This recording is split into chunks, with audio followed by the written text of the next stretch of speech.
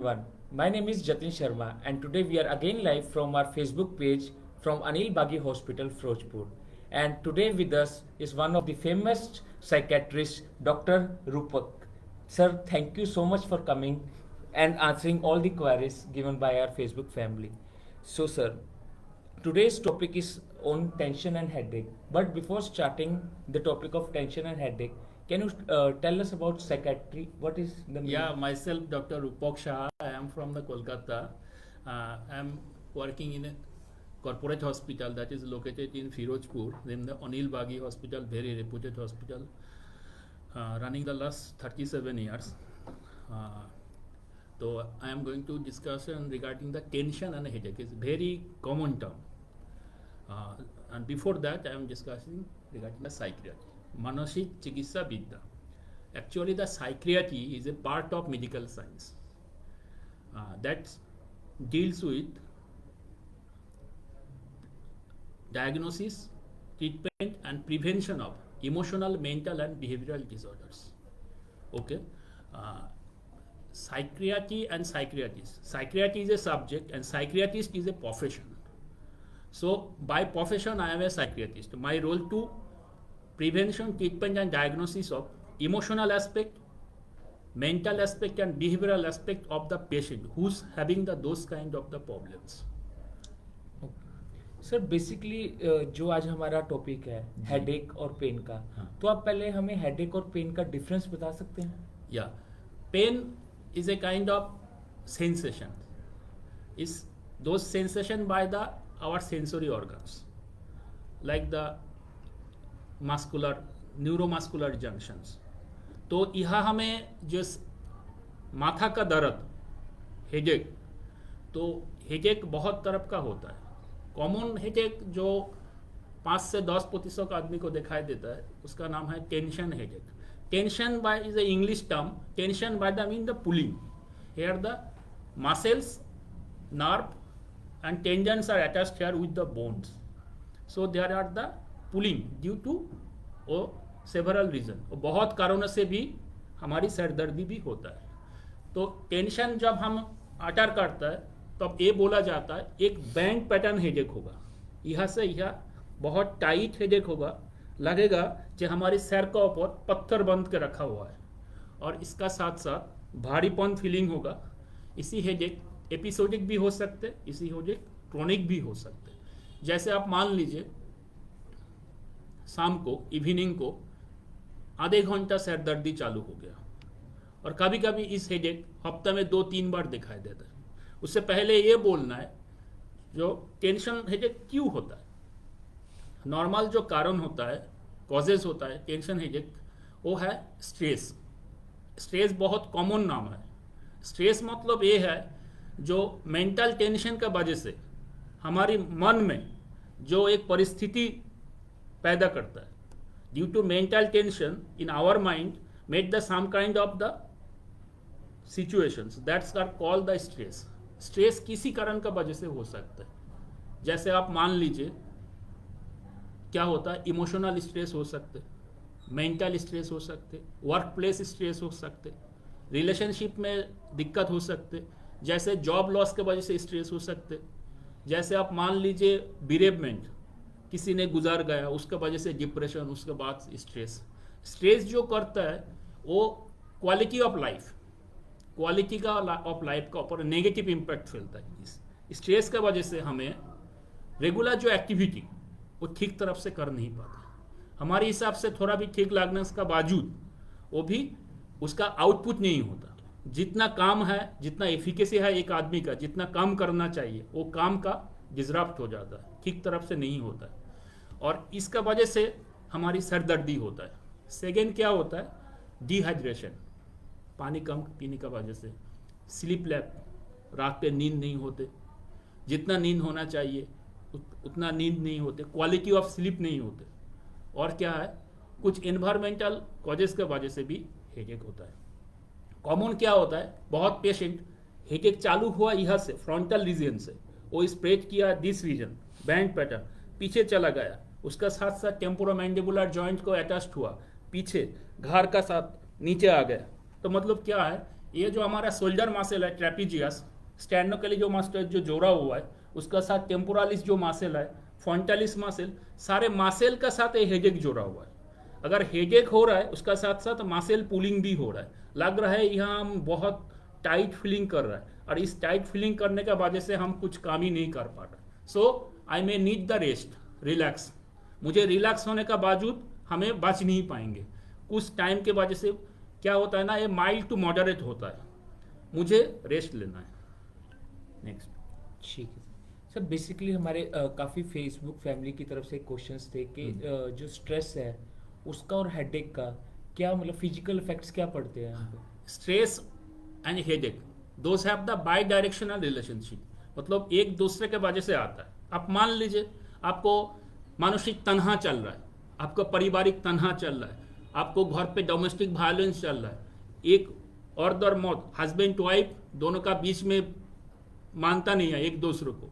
ऐसे क्या है ना, किसी पर्सनालिटी का डिसऑर्डर का वजह से किसी आदमी क्या होता है ना, एंग्शियस एवॉइडेंट पर्सनालिटी होता है, वो चाहता नहीं है किसी के से मिलने, और जो भी बात करता है तुरंत कर देता है। ऑपोजिट साइड में कैसे लेंगे, कैसे मानेंगे, हाउ टू गेट, एक परसेप्ट नहीं करते, ये माना नहीं पाते। एक है पर्सनालिटी इश्यूज, सेकेंड है रिलेशनशिप डिस्ट्रेस, और क्या है ना वर्क प्लेस स्ट्रेस। कभी किसी ने नया रिलोकेट किया, जॉब मिल गया, उसका पहले 8-10 घंटा ड्यूटी मनाना, नाइट शिफ्टिंग ड्यूटी, रात पे नींद नहीं होना, ये सब का वजह से स्ट्रेस पैदा होता है। स्ट्रेस पैदा होने का वजह से क्या होता है ना, सरदर्दी होता है, और सरदर्दी का कारण फिर भी और स्ट्रेस होता है। सो एक दोनों से बाई डायरेक्शनल रिलेशनशिप है। और सर आजकल काफ़ी लोगों में सुनने आ रहा है कि माइग्रेन की काफ़ी दिक्कतें लोगों में आ रही है, तो पहले तो माइग्रेन आप बताइए कि क्या होता है माइग्रेन? हाँ, migraine is a clinical term. Migraine is come from the neurology and psychiatry, both have the relationship with the migraine term. Actually the migraine headache is causes due to the inner side of brain problems.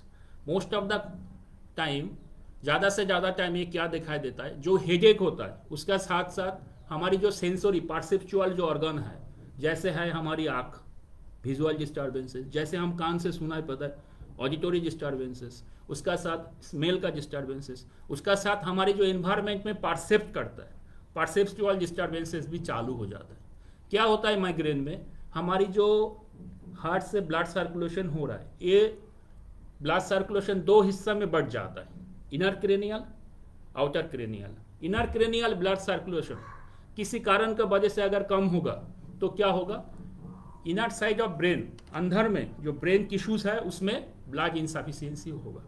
उसी blood insufficiency का कारण से headache होता है। जो headache का वजह से क्या होता है ना, न्यूरोलॉजिकल साइन सिम्टम भी आ जाता है। जैसे हमें बोल देता है ऑरा एक नॉर्मल टर्म क्या होता है, इसमें हेडेक चालू होने का 1 घंटा और आधा घंटा का पहले से जो हमारी जो परसेप्शंस है, देखना धुंधलापन हमें देखता है, आंखों का सामने जैसा है ना फ्लिकर ऑफ लाइट्स, ऐसा कान में रोअरिंग जैसे लग रहा है, कुछ अजीब आवाज, सेंसेशन जो हमारे जो ऑल्फैक्टरी सेंसेशंस है, कोई अजीब स्मेल, और टैक्टाइल सेंसेशन जो हमें परसेप्ट करता है, उसमें भी थोड़ा फर्क पड़ता है। और उसी हेडेक क्या होता है, एक बार चालू होने का साथ साथ वो आगे बढ़ता रहता है। और इस हेडेक क्या है, बहुत तेजी हेडेक होता है। आप मान लीजिए जो हमें टेंशन हेडेक बोला, उसका साथ स्ट्रेस जोड़ा हुआ है। क्या होता है, टेंशन हेडेक अगर ज़्यादा दिन परसिस्ट कर गया, ज़्यादा से ज़्यादा दिन, आप मान लीजिए 3 हफ्ता से 3 महीना, 3 महीना से 6 महीना लगातार चलते रहा, इलाज नहीं कराया, तो ये क्या है ना, माइग्रेन का रूप ले सकते हैं। माइग्रेन के साथ टेंशन हेडेक का एक कॉमन डिफरेंस यही होता है, हेडेक बहुत तेजी होगा, उसका साथ परसेप्चुअल जो हमें जो सेंस करता है, सेंसरी ऑर्गन का जो परसेप्ट होता है, उसका एक डिफरेंस आएगा, और इनर साइड ब्रेन उसका एक रिलेशन रहेगा। तो माइग्रेन हेडेक का वजह से क्या होता है, कभी कभी आदमी का उल्टी होता है, नोशिया फीलिंग होता है, वॉमिटिंग होता है, ऐसे होता है ना विजुअल डिस्टर्बेंसेस, हमें जो आंखों में धुंधलापन दिखाई दे रहा है। और क्या होता है ना, कभी तेजी आवाज़, कभी तेजी रोशनी से भी दिक्कत बढ़ता है। और पेशेंट का तब क्या होता है ना, दे नीड अर्जेंट हॉस्पिटलाइजेशन, उसका ट्रीटमेंट करने का, इलाज करने का ज़रूरत पड़ता है। ठीक है, तो सर ये माइग्रेन को बेसिकली ठीक करने के लिए जो ट्रीटमेंट्स है आप बता सकते हो उसके बारे में? For treatment of the migraine first of need the proper diagnosis. जैसे छोटी मोटी जो हेडेक है, हमारी काम करने की वजह से जो हेडेक हो रहा है, हमारे सर दर्दी हो रहा है, हमारे पीछे दर्द हो रहा है, छोटी मोटी जो हेडेक हो रहा है, और क्या हो रहा है अभी ठंडे का मौसम में साइनस हेडेक बहुत होता है, जो इनका पीछे और ये जो साइनस एरिया है, frontal sinus area, maxillary sinus area, nasal sinus area और स्फिनोइड साइनस एरिया, इस साइनस में इन्फेक्शन का होने का बावजूद इसमें क्या होता है ना, हेडेक चालू होता है। और टेंशन हेडेक, मसल पुलिंग, ये क्या होता है ना, that are the complete different from the normal headache. तो इसमें पहले डायग्नोसिस करने का जरूरत पड़ता है। आप मान लीजिए माइग्रेन हेडेक ज़्यादा से ज़्यादा टाइम हाफ, आधे सर दर्दी होगा, हाफ क्रेनियल, कभी कभी फुल क्रेनियल हेडेक होता है। सेकेंड इशू क्या होगा ना, पल्सेटाइल, ये हमारी जो टेम्पोरल एरिया में जो टेम्पोरल इस आर्टरी रहेगा, इस आर्टरी में पल्सेटाइल फीलिंग होगा। माइग्रेन हेडेक क्या होता है ना, फ्रंटो टेम्पोरल डिस्ट्रीब्यूशन, हेडेक मान लीजिए चालू हुआ यहाँ से, पीछे टेम्पोरल रीजन में आएगा, कभी कभी ऑक्सीपिटल रीजन में आ सकते। और क्या होगा माइग्रेन हेडेक में, एक क्या होगा ना, विजुअल डिस्टर्बेंसेस, नोशिया, और क्या होता है ऑडिटरी डिस्टर्बेंसेस और ऑरा, जो हमें कहा पूरा हमारी जो सेंसरी ऑर्गन है उसका डिस्टर्बेंस इसको साथ चल ही सकते। तो पहले माइग्रेन हेडेक को नीड टू प्रॉपर डायग्नोसिस, तो ये तो हमें क्लिनिकली डायग्नोसिस कर पाएंगे। पेशेंट का need to take the proper family history, उनका घर का, उनका परिवार में उनका पापा का, उनका ग्रैंडफादर, नाना का किसी का सरदर्दी था, उनका फैमिली मेम्बर, उससे बाद तो proper medical history, psychological history, उसका बाद उनका स्लीपिंग हिस्ट्री। अगर ये लेने का बाद अगर फेवर आएगा और हेडेक तेजी से तेजी बढ़ते रहेगा, उनका साथ साथ फिजिकल सिम्टम्स, नोशिया, वॉमिटिंग और नामनेस सेंसेशन कुछ भी आएगा, तो first of need CT scan of brain.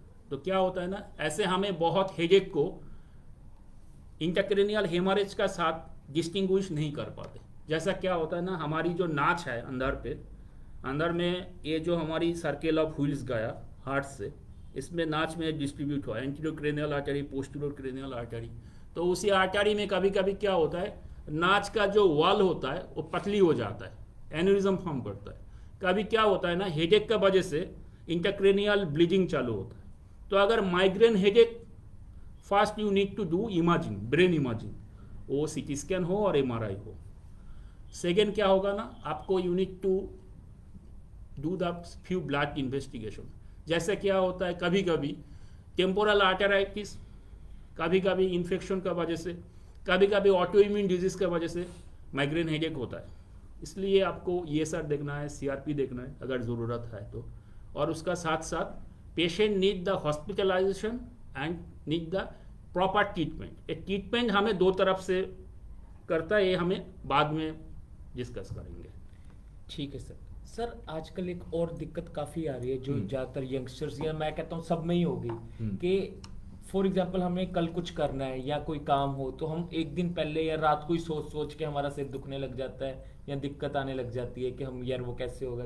तो वो चीज़ आप थोड़ी सी एक्सप्लेन करें। ये बोला ओवर थिंकिंग। ओवर थिंकिंग अभी जो न्यू जनरेशन है इसका बड़ी प्रॉब्लम है। एक्चुअली द क्या होता है ना, कभी कभी ऐसे पेरेंट्स बोलता है बच्चा को लेके, जो मेरा बच्चा ज़्यादा सोचते रहता है। जब इस सोच अगर थोड़ी 18 साल का बाद और 16 साल का बाद अगर होगा, उसी सोच एंजाइटी में कन्वर्ट हो जाएगा। तो एंजाइटी कैसे होता है, किसी सोच, ज़्यादा सोच का वजह से क्या होता है ना, हमारी मन में तन्हा पैदा करता है। By the mean the those kind of thoughts are the ego dystonic. और जो सोच हमारी मन में तन्हा पैदा नहीं करते, जो सोचने के लिए अच्छा लगता है, ऐसा क्या है ना, हमें सोचा एक से एक सोच से दूसरा सोच, उससे जैसे ट्री का ब्रांचेस रहता है, पेड़ में जैसे ब्रांचेस रहता है, ऐसा चालू हुआ एक से दो ऐसे ऐसे ऐसे ऐसे करके एकदम चला जाता है लीव्स तरफ, सोच ऐसे ब्रांचेस का तरफ आगे बढ़ता रहता है। So those kind of thoughts call thoughts rumination.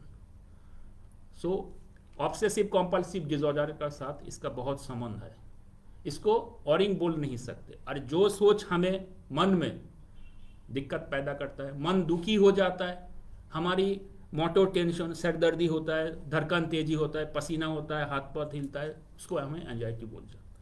ज़्यादा से ज़्यादा टाइम क्या होता है, जिसका परेशानी है, जिसका ओरिंग है, उसका वजह से स्लीप ऑनसेट इंसोम्निया डेवलप करता है।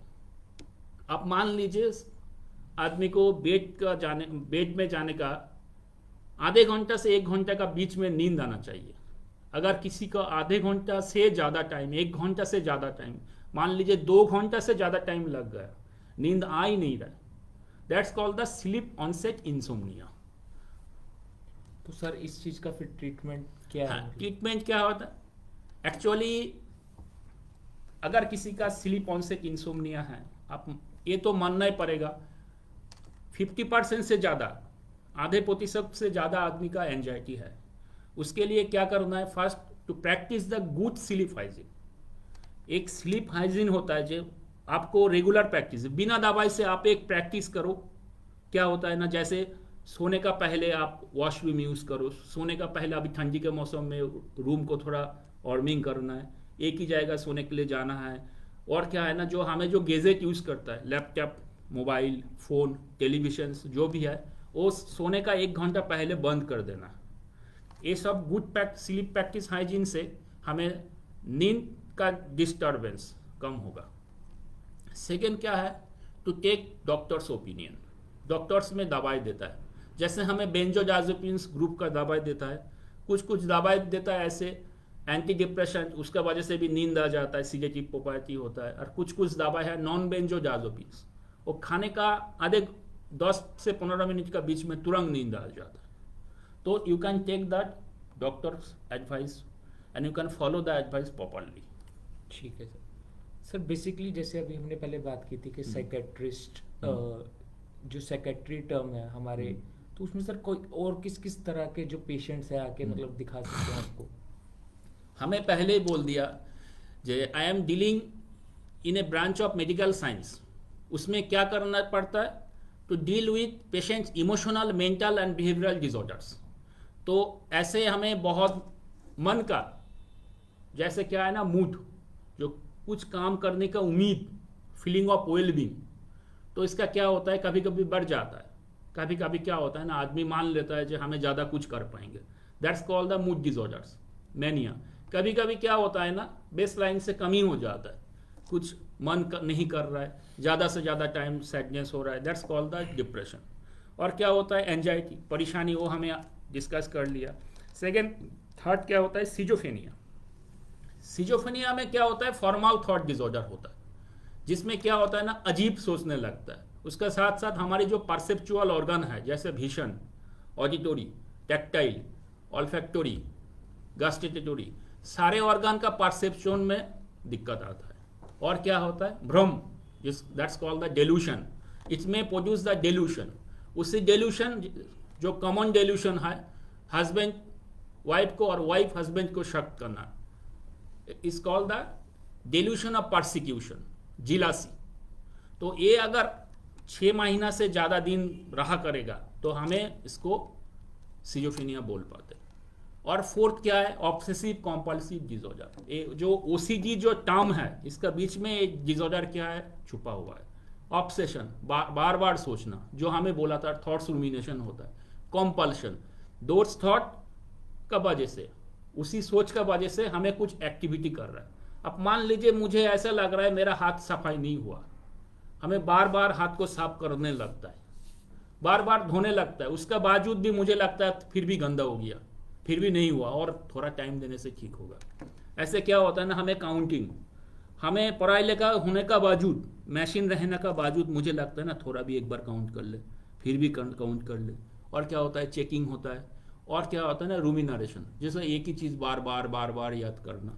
इसको बोलता है, अगर ये चीज़ 6 महीना से ज़्यादा, अगर जो पेशेंट है, जो पर्सन है, उसका फिजिकली, मेंटली, इमोशनली और फैमिली और मैरिटली और उनका प्रोफेशनली किसी बीमारी का उसका अक्सर पड़े, इफेक्ट पड़े, तो उसका हमें डिसऑर्डर बोलता है। That's called the mental disorders. अगर ऐसे थोड़ी बहुत आदमी को भी होता है, परेशानी थोड़ी बहुत होना, मन को थोड़ा बहुत दुखी होना, थोड़ी बहुत धोने का थोड़ा हैबिट, थोड़ी बहुत गुस्सा करना, थोड़ी बहुत अजीब कुछ सुनाई देना, थोड़ी बहुत सख्त करना, ऐसे क्या होता है ना, नॉर्मल है। अगर एक चीज़ मान लीजिए जिसका प्रोफेशनल के ऊपर इफेक्ट किया, उसके वजह से कुछ काम ही नहीं कर पा रहा है, उसका वजह से अपना घर का मम्मी से, अपना रिश्तेदार से, अपना पत्नी से भी गुस्सा ज़्यादा हो रहा है, उसका वजह से वो क्या होता है ना, सोशल किसी से मिल नहीं पाते, उसका वजह से फिजिकल वेलबींग नहीं होते, खाने ठीक टाइम से नहीं करते, खुद का ऊपर ध्यान रखना, और क्या होता है ना, अजीब हरकत करने लगता है। That are the not accepted by our society. तो तब हमें बोल पाते दैट्स मेंटल डिसऑर्डर्स और बिहेवियरल डिसऑर्डर। तब उसी टाइम में मानसिक चिकित्सक, साइकियाट्रिस्ट का हेल्प लेना ज़रूरी है। ठीक है सर। सो लगभग सर सारे क्वेश्चंस का हमने अच्छी तरह से क्वेरीज क्लियर कर दी हैं। तो बेसिकली लाइव वाइड अप करने से पहले आप कुछ हमारी फेसबुक फैमिली को मैसेज देना चाहेंगे? ठीक है, ये जो थोड़ी बहुत तनहा, सरदर्दी और क्या है, compulsive disorders, anger outburst, emotional problems, personality issue, अगर ये बढ़ते रहेगा, बड़ी बात है टू नीड योर काउंसलिंग। अगर किसी का काउंसलिंग, जैसे इंडिविजुअल काउंसलिंग करते, हमें फैमिली काउंसलिंग करते, मैरिटल काउंसलिंग करते, ग्रुप थेरेपी करते, सोशल थेरेपी करते, CBT करते, कॉग्निटिव बिहेवियर थेरेपी करते, रिलैक्सेशन थेरेपी करते, मेंटलाइजेशन टेक्निक्स यूज़ करते, और क्या करता है, डीप ब्रीदिंग थेरेपी करते, हिप्नोटाइज थेरेपी करते। ये सब थेरेपी में आधे बीमारी ठीक हो जाते। अगर बीमारी ठीक नहीं हो रहा है तब आप मान लीजिए थोड़ी टाइम इलाज करने का बाद, जैसे 3 से 6 महीना पेशेंट ठीक हो जाता है। ऐसे किसी आदमी ने अगर मन खराब होने का वजह से खा ही नहीं रहा है, सो ही नहीं पा रहा है, ज़्यादा से ज़्यादा टाइम रो रहा है, सुसाइडल थॉट्स आ रहा है, गुस्सा ज़्यादा कर रहा है, ये क्या है ना, those are the problem, those make the issues. तो क्या होता है ना, उनका साथ जो रहा करता है, उनका क्या होता है ना, बर्डन हो जाता है, मना नहीं पाता है। Those people are not adjust with their families, neighbours, society, and those kind of issues make the hampering. So उस time need the psychiatrist opinion, may need the hospitalization and may need the therapy. Last ये हमें बोलना चाहते हैं, addiction is a big great issue in our north west region. So addiction का वजह से patient का क्या होता है ना, कंपल्शन आ जाता है। जो नशा का चीज़ मिलता है, आप मान लीजिए जे चित्ता, हेरोइन, अफीम, बुक्की, खसखस, और क्या होता है, नींद का गोली जो बेंजोडाइजेपिन बोलता है, उसको साथ साथ कॉमनली अवेलेबल जो शॉप में मिलता है, लिकर, अल्कोहल, कैनाबिस, और बाकी सारे जितना एडिक्शन क्या होता है ना, इसमें थोड़ी टाइम के लिए मन ठीक लगता है, feeling of the little bit of the wellbeing, euphoric effect आता है, मजा थोड़ा आता है, कभी कभी नींद कम हो जाता है। किसी ने बोलता है अफीम लेने की वजह से मेरा दर्द ही कम हो गया, लेकिन क्या है ना, those kind of substances make the compulsion. आप मान लीजिए पहले जो जब चालू किया था 1 आउंस लेने से हो जाता है, धीरे धीरे 2 आउंस, 2 तोला, 3 स्टंक, क्या होता है ना, दारू भी 1 पैक लेने से नशा हो जाते थे, 1-2 पैक, उससे बाद 4-5 पैक, कभी कभी बोतल भी खत्म हो जाता है, लेकिन पूरा नशा नहीं होता। तो दोस्त मेक द कंपल्शन। मजा आने के वजह से हमें जो एक तो है पैसा तो खर्चा ही हो रहा है, फिनेंशियली ड्रॉबैक हो रहा है। सेकेंड क्या होता है ना, those substances make the physical hazard to the persons. तो क्या होता है ना, लिवर फेल्यूर होता है, किडनी फेल्यूर होता है, ज़्यादा लेने की वजह से जो हमारी जो मेंटल कॉग्निटिव परफॉर्मेंस है वो कम हो जाता है। थर्ड इशू क्या होता है ना, वायलेंस पैदा करता है। अगर हमें जब वो नशा का चीज़ नहीं मिलेगा तो अब क्या होगा ना, हमें एक प्राइमरी सिम्टम्स आएगा जिसको बोला जाता है विड्रॉल। अब मान लीजिए जब जिस आदमी ने दारू पीता है उसका 3-6 पैक लगता है, आज 2 पैक मिल गया तो 12 घंटे का बाद ऐसे नींद नहीं आएगा, बेचैनी फीलिंग होगा, नौशिया लगेगा, और कभी कभी ऐसा क्या होता है ना, ट्रेमर होगा। अब मान लीजिए जो आदमी हेरोइन चित्ता लेता है, अगर वो चित्ता कम 2 ग्राम लेता है, आधे ग्राम और 0.25 mg लेने का वजह क्या होगा, और एक दिन ऑफ कर दिया, पैसा नहीं है, इसके वजह से क्या होता है, उनका प्राइमरी सिम्टम्स आ जाएगा। जैसे क्या होता है ना, सीवियर मस्कुलर क्रैम्प होगा, हेडेक होगा, इंसोम्निया होगा, उनका उसका साथ साथ नाक से पानी गिरना जिसको बोलता है राइनोरिया, और क्या होता है ना, हाई उठना, जैसे बोलता है वाइंडिंग, और कभी लूज टूल भी चालू हो जाता है, तो पेशेंट को ये लगता है मैं फिर से वो चीज़ ले लूँ किसी तरफ से। इसके लिए क्या होता है ना, सीवियर क्रेविंग, मन बोलता है अभी वो नशे का चीज़ का बावजूद हम बाच ही नहीं पाएंगे। तो उसी सिचुएशन में क्या होता है ना, वायलेंस पैदा होता है। और क्या होता है ना, नॉर्मल सिनेरियो क्या होता है ना, किसी ने अगर मान लीजिए जो एल्पराक्स बहुत कॉमन दवाई है, एल्पराक्स 2 गोली चाहिए 0.5 mg, 2 महीना बाद उसका 4 गोली चाहिए, उससे बाद उनका डोज बढ़ाना चाहिए, उससे बाद उनका साथ और कुछ ऐड करना है। 1-2 दिन अगर गैप हो गया तो वो गोली का बावजूद, वो गोली विदाउट दो सब्सटेंसेस, इनका क्या होगा, इंसोम्निया होगा, इनका क्या होगा, धड़कन तेजी होगा, इनका क्या होगा, और भी मुश्किल चालू हो जाएगा। तो जो आदमी सब्सटेंस एब्यूज करता है उनके लिए साइकियाट्रिस्ट का ओपिनियन बहुत ज़रूरी है। साइकियाट्रिस्ट अलावा, विदाउट स्किल साइकियाट्रिस्ट अलावा ये नशा का चिकित्सा, एडिक्शन ट्रीटमेंट बहुत डिफिकल्ट है। ठीक है sir. So thank you so much, you आपने to you. इतने बिजी शेड्यूल में से हमारे लिए टाइम Okay, निकाला thank you. और फेसबुक फैमिली के सारे क्वेश्चंस का आंसर्स बहुत अच्छे से दिया। So thank you everyone.